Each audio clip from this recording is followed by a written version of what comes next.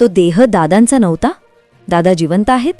अखेर त्या रहस्यमयी विमानाचा ब्लॅक बॉक्स उघडला आणि एका अशा सत्याचा उलगडा झाला ज्याने संपूर्ण महाराष्ट्राला हादरवून सोडला आहे. 28 जानेवारीचा तो दिवस. सह्याद्रीच्या कुशीत एका विमानाचा रहस्यमयी शेवट झाला आणि बातमी आली की महाराष्ट्राचं एक वादळी नेतृत्व आपल्यातून निघून गेलं. पण आज तब्बल 10 दिवसांनंतर या प्रकरणात एक असा धक्कादायक वळण आलं आहे ज्याची कोणी कल्पनाही केली नव्हती. विमानाचा ब्लॅक बॉक्स उघडला असून त्यातील 6व्या प्रवाशाचे गुपित आता चव्हाट्यावर आले आहे. सूत्रांकडून मिळालेल्या माहितीनुसार बारामतीच्या गल्लीबोळांत आणि राजकीय वर्तुळात आता एकच दबक्या आवाजात चर्चा सुरू आहे की दादा पुन्हा परतणार. त्यांना कुठेतरी सुरक्षित स्थानी ठेवण्यात आलं होतं का? ते लवकरच एखादी मोठी पत्रकार परिषद घेणार का? अशा प्रश्नांनी आता जोर धरला आहे. पहिल्या दिवशी सांगितलं गेलं की विमानातून धूर निघत होता, विमानाचा चुरा झाला. मग प्रश्न पडला की अशा भीषण स्थितीत हातातील ते घड्याळ सुरक्षित कसं राहिलं? अमोल मिटकरींनी विचारलेला तो प्रश्न आजही हवेत आहे. जर सगळं जळून खाक झालं तर कागदपत्र कशी काय वाचली?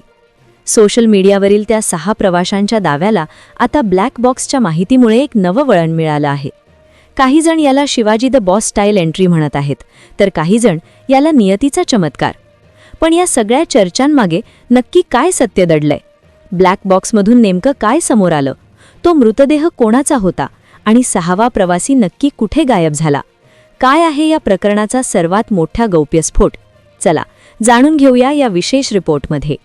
सह्याद्रीच्या दऱ्याखोऱ्यातून झेपावणाऱ्या एका महत्त्वाकांक्षी विमानाचा प्रवास अचानक एका अनपेक्षित वळणावर येऊन थांबतो आणि सुरू होतो महाराष्ट्राच्या राजकारणातील सर्वात मोठा सस्पेन्स थ्रिलर. नियतीचा खेळ म्हणावा की काळाचा अघोरी घाला. एका अशा नेतृत्वाची एक्झिट ज्याने राजकारणाची समीकरणे दशकानुदशके आपल्या हाती ठेवली होती. पण हे केवळ एक दुर्दैवी वळण आहे की त्यामागे पडद्याआड काही वेगळ्याच घडामोडी घडत आहेत? आज महाराष्ट्र एका अशा उंबरठ्यावर उभा आहे जिथे तर्कवितर्कांना ऊत आला आहे. अजित पवार हे नाव केवळ एका व्यक्तीपुरते मर्यादित नसून ते एका सत्तेच्या केंद्राचे नाव आहे. त्यांच्या विमानाचा झालेला तो रहस्यमयी शेवट आणि त्यानंतर निर्माण झालेले अनेक अनुत्तरित प्रश्न यांमुळे संपूर्ण राज्य चक्रावून गेले आहे. लोक विचारत आहेत, खरंच अजित पवार आपल्यातून निघून गेले आहेत की हे वादळापूर्वीची शांतता आहे? अशा अनेक थिअरीज, धक्कादायक दावे आणि सरकारी शांतता यांच्या भोवऱ्यात अडकलेल्या या प्रकरणाचा थरार आपण आज अनुभवणार आहोत. हा केवळ एका अपघाताचा अहवाल नाही, तर सत्तेच्या वर्तुळातील त्या 6व्या व्यक्तीच्या अस्तित्वाचा आणि ब्लॅक बॉक्समध्ये दडलेल्या सत्याचा शोध आहे. महाराष्ट्राच्या राजकारणातील एक दिग्गज व्यक्तिमत्व आणि अचानक घडलेला तो काळाचा घाला. ही घटना घडल्यापासून प्रत्येक क्षण नवनवीन माहिती समोर आणत आहे. राजकारणात आजवर अनेक चढउतार पाहिले गेले, पण या घटनेने निर्माण केलेली गूढता कदाचित पहिल्यांदाच अनुभवली जात आहे. तपास यंत्रणा ज्या दिशेने विचार करत आहेत आणि प्रत्यक्षदर्शी जे सांगत आहेत, यामध्ये असलेली तफावत एका मोठ्या रहस्याकडे बोट दाखवत आहे. या प्रकरणाचा मागोवा घेताना सर्वात आधी समोर येते ती म्हणजे 6व्या प्रवाशाची थिअरी. सुरुवातीला जेव्हा या विमानाला अपघात झाल्याची बातमी वाऱ्यासारखी पसरली, तेव्हा काही प्रसारमाध्यमांनी विमानात 6 जण असल्याची माहिती दिली होती. मात्र काही वेळाने केवळ 5 जणांचा दुर्दैवी शेवट झाल्याचे अधिकृतपणे सांगण्यात आले. मग तो 6वा व्यक्ती नक्की कोण होता? या प्रश्नाला खत पाणी घातलं ते अमोल मिटकरींच्या एका खळबळजनक विधानाने. त्यांच्या दाव्यानुसार ज्या क्षणी हे विमान कोसळण्याच्या स्थितीत होतं, त्या क्षणी कुणीतरी विमानातून बाहेर उडी मारण्याचा प्रयत्न करत होतं. गोजूबाबीच्या माजी सरपंचांनी सुद्धा असाच काहीसा दावा केल्याने या प्रकरणातील गुंता अधिकच वाढला आहे. तपास यंत्रणांच्या मते हा प्रकार कमी दृश्यमानतेमुळे म्हणजेच व्हिजिबिलिटीमुळे घडला असावा. पायलटने लँडिंगचा पहिला प्रयत्न अयशस्वी झाल्यानंतर दुसऱ्यांदा धावपट्टीकडे झेप घेतली, पण अवघ्या 100 मीटर अंतरावर असताना विमान कोसळले. मात्र घटनास्थळाचे जे सीसीटीव्ही फुटेज समोर आले आहे ते काही वेगळीच कथा सांगत आहे. फुटेजमध्ये विमान स्पष्टपणे आकाशात घिरट्या घालताना दिसत आहे. तिथे धुक्याचा लवलेशही जाणवत नाही. मग तांत्रिक बिघाड की यंत्रणेशी केलेली छेडछाड या शंकेने आता जोर धरला आहे. अजित पवारांची ओळख नक्की कशी पटली याबाबतही 2 वेगवेगळे प्रवाह समोर येत आहेत. प्रत्यक्षदर्शींच्या मते त्यांच्या हातातील प्रसिद्ध घड्याळामुळे त्यांना ओळखले गेले, तर मिटकरी म्हणतात की त्यांच्या जॅकेटवरून त्यांची ओळख पटली. पोलीस मात्र तिथे कोणतेही घड्याळ सापडले नसल्याचे सांगत आहेत. या विसंगतीमुळे सर्वसामान्यांच्या मनात शंकेची पाल चुकचुकत आहे. दुसरीकडे वेळेचे गणित तर अधिकच गोंधळात टाकणारे आहे. माजी मंत्री राजेश टोपे म्हणतात की त्यांना सकाळी 7:30 वाजताच या दुर्दैवी घटनेची माहिती एका कार्यकर्त्याकडून मिळाली होती. परंतु श्रीजित पवार यांनी सादर केलेल्या ऑडिओ रेकॉर्डिंगनुसार सकाळी 8:37 अजित पवार फोनवर बोलत होते. जर 8:37 पर्यंत ते जिवंत होते तर 7:30 वाजता माहिती मिळणे कसे शक्य आहे? हा एका तासाचा फरक नक्की काय सुचवतो? या घटनेनंतर पश्चिम बंगालच्या मुख्यमंत्री ममता बॅनर्जी यांनी थेट घातपाताची शक्यता वर्तवून खळबळ उडवून दिली. मात्र त्याचवेळी शरद पवारांनी तातडीने प्रसारमाध्यमांसमोर येऊन हे केवळ एक अपघाती निधन आहे, यात राजकारण आणू नये असे विधान केले.